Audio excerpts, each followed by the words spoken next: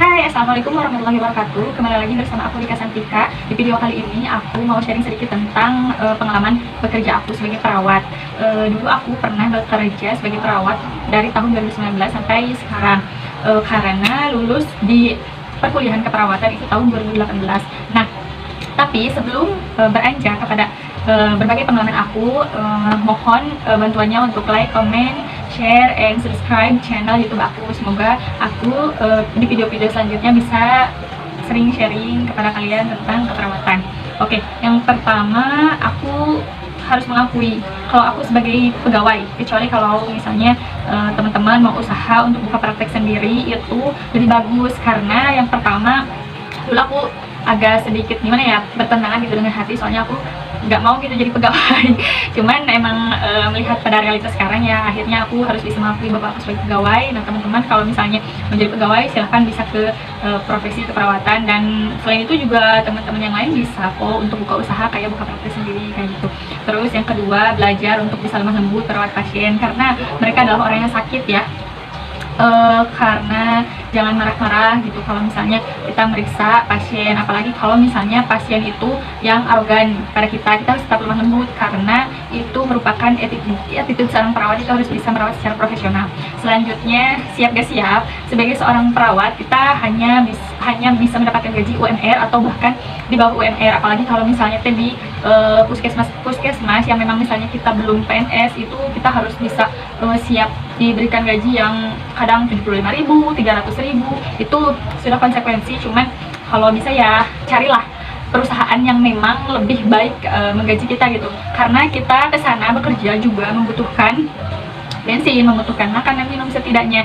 Di samping kita bekerja, belajar mempersembahkan yang terbaik untuk merawat pasien di perusahaan mereka, seperti itu. Yang ketiga, yang selanjutnya, jangan pilih profesi perawat kalau tujuan kalian hanya untuk kaya. Kalau misalnya kalian mau kaya, usaha aja, dagang aja, atau kalau enggak dapetin suami yang kaya.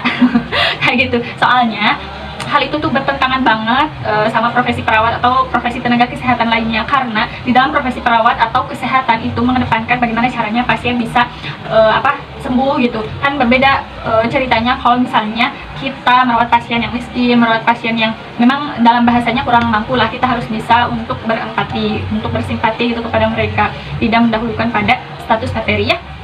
Lalu untuk selanjutnya, perawat itu dituntut untuk multi talent ya, karena waktu di kuliah keperawatan aku itu fokus ya belajar tentang ilmu keperawatan, tapi beda halnya ketika kita bekerja bekerja di ranah masyarakat seperti ini, kita itu harus multi talent, mulai dari admin, kita jadi ahli rekam medis, ahli gizi, farmasi, atau bahkan menjadi seorang dokter. Kita itu harus bisa, karena yang ditahu masyarakat kita itu adalah tenaga kesehatan, dan tenaga kesehatan itu tugasnya mengobati, terus bagaimana caranya bisa memberikan solusi kepada masyarakat yang punya masalah terkait kesehatan gitu kan. Padahal kita aslinya itu care, bukan cure. Kalau care kan itu kita khusus merawat, kalau cure itu mengobati, kan itu profesinya dokter. Kita harus memang dituntut untuk multi talent. Di dalam teknologi juga kita harus tahu gitu.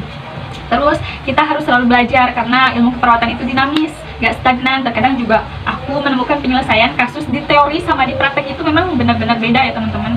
Selanjutnya, harus siap merawat keluarga. Detail perawat itu bukan hanya ahli jago di bidang perawatan menangani pasien-pasien, tapi kita juga harus ahli dalam merawat keluarga yang sakit atau keluarga yang sehat, dan terus dibina untuk mempertahankan kesehatannya. Kan memang tujuan pertama kita sebagai perawat bagaimana cara meningkatkan derajat kesehatan masyarakat yang setinggi-tingginya bisa sehat gitu. Yang sehat harus bagaimana caranya bisa mempertahankan kesehatannya, yang sakit bagaimana caranya kita harus bisa membuat mereka sehat.